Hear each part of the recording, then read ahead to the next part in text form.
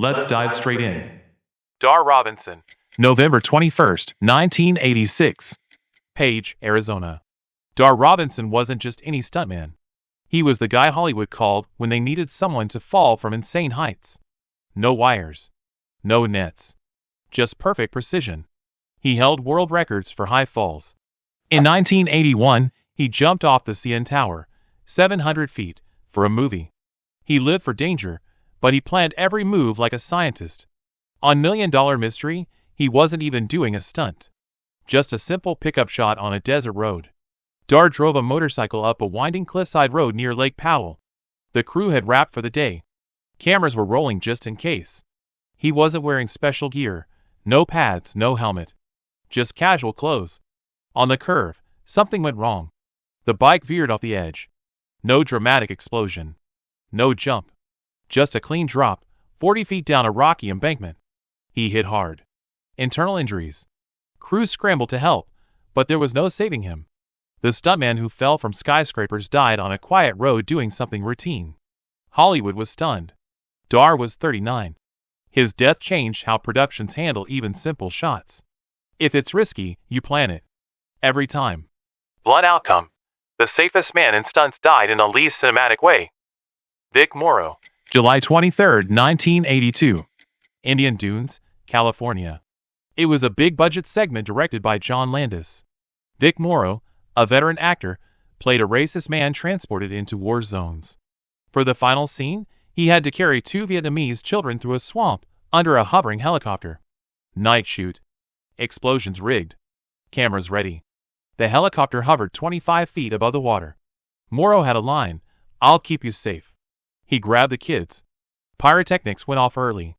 Way too close to the chopper. The blast damaged the rotor. The pilot lost control.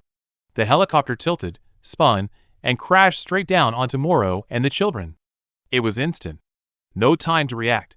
The rotor blades decapitated Vic Morrow and one child. The other was crushed by the skids. The set fell silent. The tragedy triggered years of legal battles. Landis and crew were charged with manslaughter but acquitted. Hollywood rewrote safety rules after this. No more kids on dangerous sets. Stricter stunt coordination.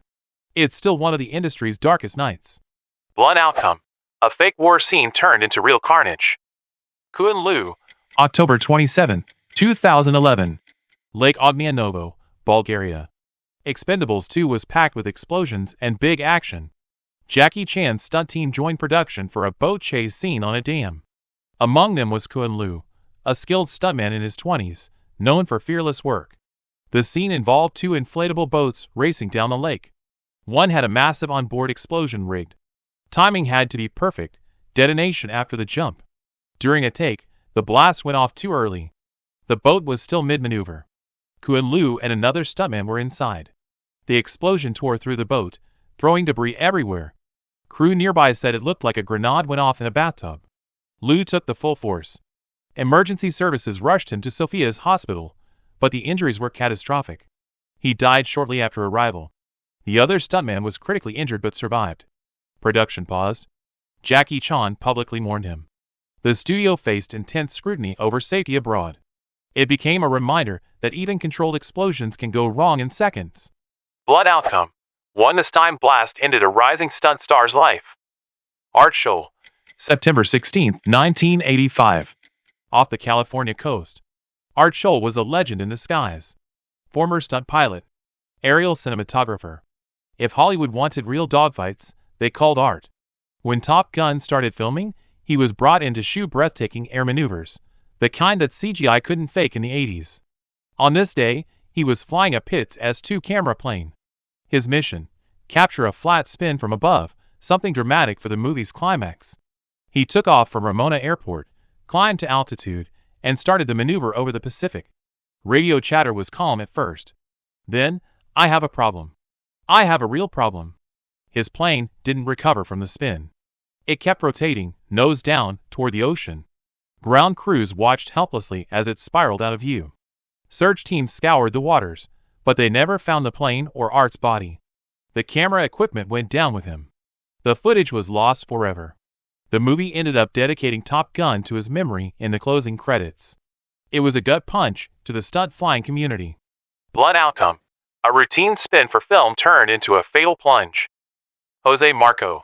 1914. Benavente, Spain. Silent film era. No CGI. No fake animals. When a film crew wanted a bullfight scene, they brought in a real bull. And they didn't use stunt doubles. They used actual matadors and sometimes actors themselves. Jose Marco was hired to star in a bullfighting sequence for a Spanish film. He wasn't just an actor, he was also an amateur bullfighter. The stunt was simple: stand his ground, dodge the bull, make it cinematic. They used a massive fighting bull. No safety barriers. No stunt pads. No medical crew on standby. Cameras rolled as the bull charged. Jose stepped aside, too slow. The bull's horn slammed into his leg, then his chest. The crew kept filming, thinking it was part of the act.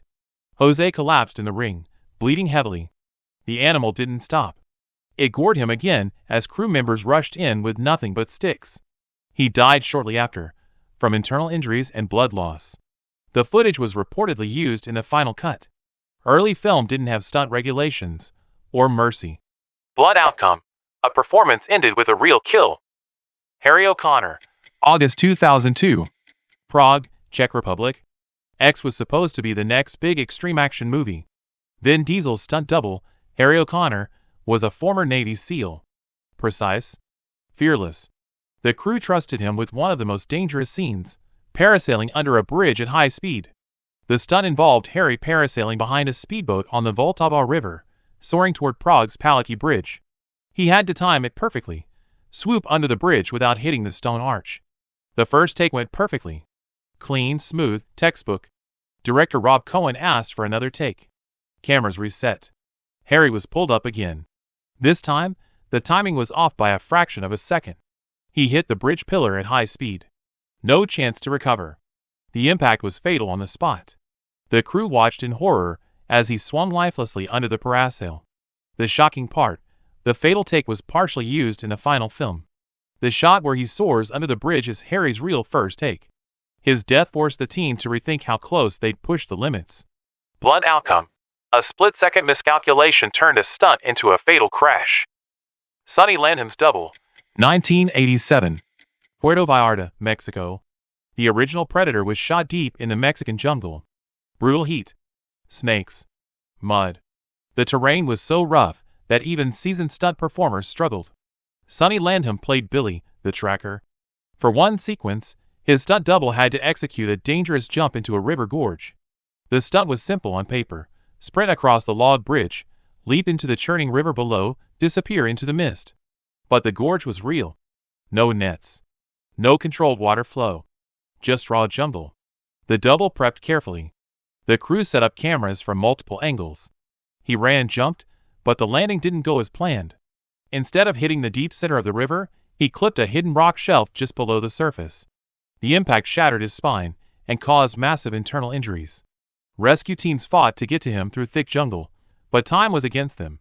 He died shortly after the fall, before reaching proper medical care. The death was quietly kept out of the press during the movie's promotion. The stunt remains largely unknown outside stunt circles, overshadowed by the film's success. Blood outcome. One jump into the jungle river ended a stuntman's life. A.J. Bakunas. September 21, 1978. Lexington, Kentucky. A.J. Bakunas was obsessed with falling. He specialized in high falls for movies. No wires. Just precision and airbag landings. In 1978, during the filming of Steel, he broke his own world record: a 230-foot fall from a construction site for a stunt. Crowds gathered to watch. Cameras rolled. He nailed it. Clean landing on the giant airbag. Then he found out another stuntman planned to break his record soon. He couldn't let that stand.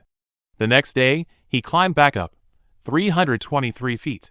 That's taller than most skyscrapers. No rehearsal. Just pure confidence. He jumped, arms spread. But the airbag below didn't behave like before. It split on impact, or shifted, accounts vary. Either way, he hit with devastating force. He was rushed to the hospital with massive internal trauma. He died later that day, at 27 years old.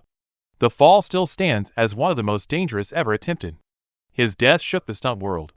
It highlighted the brutal pressure to outdo each other in the pre-CGI era. Blood outcome. One record-breaking jump too many ended in disaster. Roy Kinnear. September 20th, 1988. Toledo, Spain. Roy Kinnear wasn't a stuntman.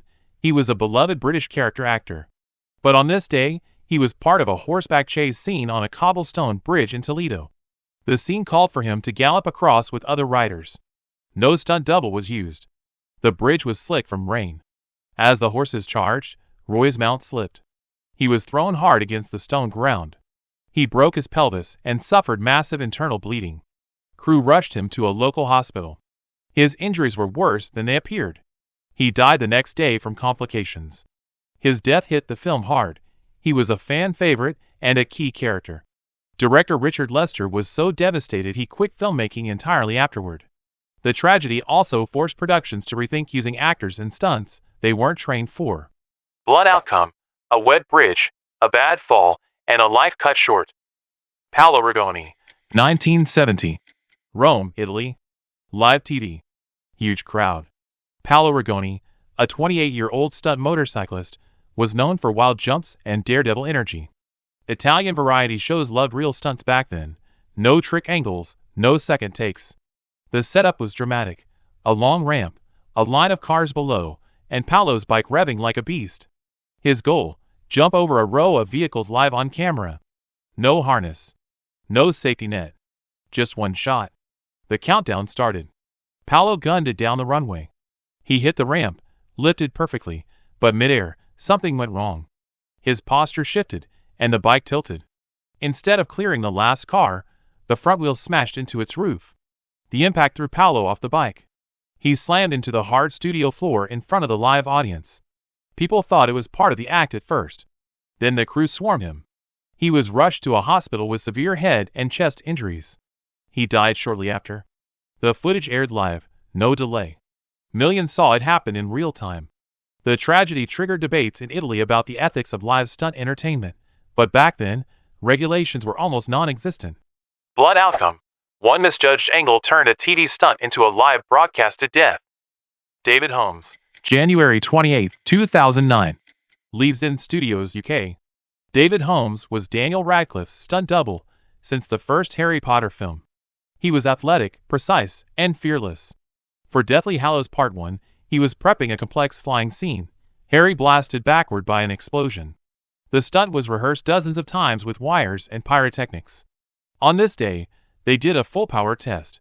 David was in a harness, rigged to fly backward across the set after the blast. The explosion went off. The wire yanked him violently. But something malfunctioned. He slammed into a wall at full force, head first. Crew members rushed in immediately. He was conscious, but couldn't feel his legs. David suffered a broken neck and severe spinal damage. He was paralyzed from the chest down. Unlike many others on this list, he survived, but his life changed permanently at age 25. Daniel Radcliffe supported him afterward, funding care and staying close. David eventually became a vocal advocate for stunt safety, appearing in interviews and documentaries. Blood outcome. One malfunction ended his stunt career in seconds. Johann Ofner.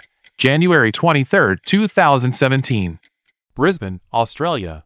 Johann Ofner was a 28-year-old stuntman and aspiring actor. On this day, he was filming a hip-hop music video for the group Bliss and Esso inside a Brisbane nightclub. The scene involved fake gangsters, fake money, and prop guns. The props were real firearms, supposedly unloaded and firing blanks. Johann was lying on the floor during a staged shootout. The plan was simple: fire blanks for dramatic effect. Loud, flashy, but safe. Except it wasn't. One of the guns fired a blank at close range. The explosive force of the blank round pierced his chest. Blanks don't fire bullets, but they can still be lethal up close. Crew thought it was part of the scene. Then they saw blood pooling. Emergency crews rushed in. He was pronounced dead at the scene. Later investigation revealed the production didn't follow proper weapons safety protocols, and no licensed armorer was on set. The tragedy rocked the Australian film community. It echoed Brandon Lee's infamous The Crow death decades earlier. Blood outcome. A fake gun turned into a real weapon. Spanky Spangler's double. Early 1990s. United States. Spanky Spangler was a stunt legend. He jumped cars, trucks, and even rocket-powered vehicles for TV specials. For one televised stunt, his team prepped a rocket car to blast down a runway and leap over a series of buses. But Spanky wasn't the one in the driver's seat that day. A stunt double, whose name was never widely released, got in for a preliminary test run. The goal was simple: do a low-powered test to check stability before the big show. The countdown started. The rocket car launched down the strip like a missile. At mid-run, something went wrong. The car veered slightly, hit a bump, and lifted early, completely off trajectory. It slammed nose first into the ground short of the ramp. The front crumpled instantly. The impact killed the stunt driver on the spot. The explosion that followed destroyed most of the vehicle. The fatal test was kept mostly out of the public broadcast, but stunt insiders knew. Rocket car stunts were already controversial. This tragedy basically ended their mainstream popularity. Blunt outcome: one misaligned rocket car ended a man's life before showtime. Sailendra Nath Roy, April 28, 2013. Siliguri, India. Sailendra Nath Roy loved records. His specialty? Hair stunts. He once crossed a river suspended by his ponytail. On this day, he attempted his biggest stunt yet, crossing 600 feet on a zip line attached to his hair, in front of hundreds of spectators. He attached his long hair to the zipline pulley and set off above the river. At first, the crowd cheered as he slid forward. But halfway across, the pulley jammed. He was stuck midair, dangling 70 feet above the water, with his hair still locked in. For nearly 10 minutes, he struggled to free himself. The crowd thought it was part of the act. There was no emergency crew ready to intervene. Then he slumped forward. He'd suffered a massive heart attack brought on by the stress. By the time rescuers reached him, it was too late. The stunt that was supposed to be his greatest achievement became his final act. Blood outcome: the zipline jammed, and he died hanging by his hair. James Smith, 2017. Sao Paulo, Brazil. Ultimate Beastmaster was Netflix's answer to Ninja Warrior, but bigger, faster, and more extreme. James Smith, a 32-year-old bodybuilder from the U.S., was a contestant for Season 2. The show pushed athletes through brutal obstacle courses suspended over water. During filming in Sao Paulo, James tackled one of the early obstacles, a swinging platform that required precise timing to jump to the next ledge. Cameras were rolling. The crowd was hyped. He jumped and missed. Instead of hitting the next platform, he swung back awkwardly, smashed into the structure, and plunged into the water. Safety divers rushed in, but James wasn't surfacing properly. He'd suffered a severe head injury on impact. Despite quick response, he died at the hospital shortly after. Netflix paused production and quietly edited out the incident from the release season. The story barely made headlines compared to Hollywood tragedies, but it showed how even competition stunts carry deadly risks when the stakes, and the drops, are real. Blood outcome: one bad jump on a game show ended in real tragedy.